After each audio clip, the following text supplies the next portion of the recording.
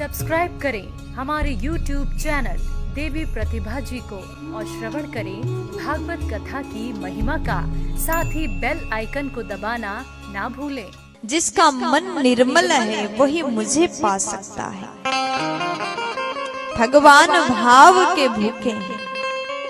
आप कहो प्रभु मैं आपको 10,000 दूंगा, मेरा ये काम कर दो, तो ऐसे नहीं होता।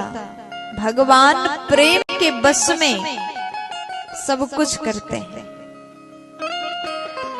अगर प्रेम रूपी रस्सी से कन्हैया को बांधोगे तो आपके साथ रहने को वो तैयार हो जाएगा।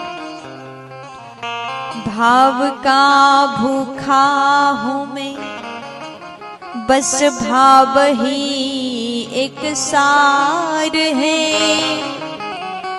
भाव से मुझको भजे तो उसका बेड़ा पार है। भगवान कहते हैं मैं भाव का भूखा हूं, बस भाव ही एक सार है। अगर कोई मेरे भक्त भाव से मुझे भजे तो उसका बेड़ा पार है।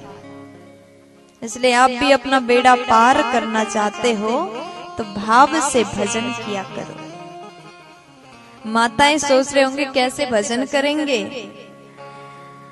घर में बहुत सारे काम करना पड़ता, बर्तन धोना, कपड़े धोना, खाना बनाना, झाड़ू पोछा, बहुत काम है। भजन करने के लिए टाइम ही नहीं है।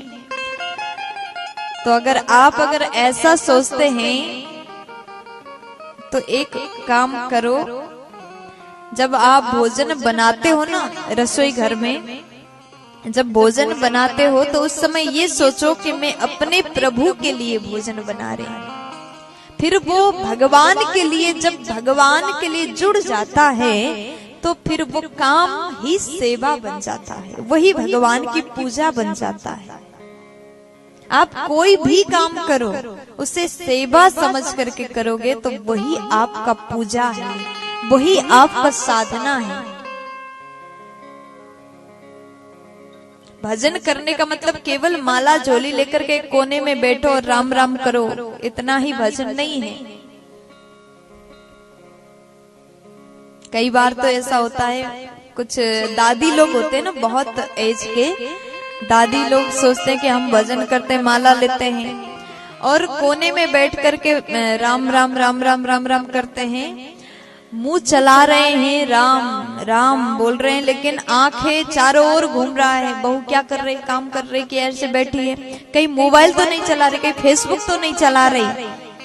और थोड़ा सा राम राम बोलते बोलते पता चला रसोई में कुकर में 3 से ज्यादा सीटी आ गया। अरे पूरा गैस खत्म हो गया। अरे बहू कहाँ चली गई। बीच भजन में बोलते हैं, हाथ में माला है, मुख में राम है और मन में बहू के लिए गलत सोच रही है। तो ये भजन सफल नहीं हो पाता, ये भजन नहीं होता। भजन का मतलब आप भले ही रसोई में बर्तन धो रहे हो लेकिन मन में प्रभु का चिंतन हो जाए, उसी को भजन कहते हैं। प्यार से बोल दो ना।